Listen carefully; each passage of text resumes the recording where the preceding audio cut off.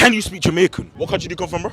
I'm Irish. Irish, yeah? Yes. I come from Angola, and it's not can you speak Jamaican, is it not can I speak Patois? Yeah, that's what I was gonna get to, bro. Why trying to tell me about my own language, bro? Do you think you can speak Patois, bro? Tiny bit. Tiny bit. Tiny bit. Tiny bit. I don't think I can do it, but I did. Let's, All right, cool. Here's what I'm gonna do. Yeah? I'm gonna give you 2 lines, and you're gonna do your best to say it in Patois. Okay. You think you can do that? Okay. I'll try. Let's go. My mum sent me to the shop to buy a bottle of water. My mother them sent me to the shop.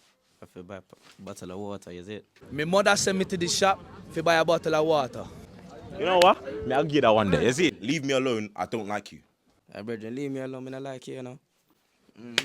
You sure say Angolan? Yeah, Angolan, dog. Is it? No, I don't know about that. I don't know about that one day. Leave me alone and I fuck with your brother. Riyadh, man, this. Left, all the way. Man, You I was already good. know my thing. You know.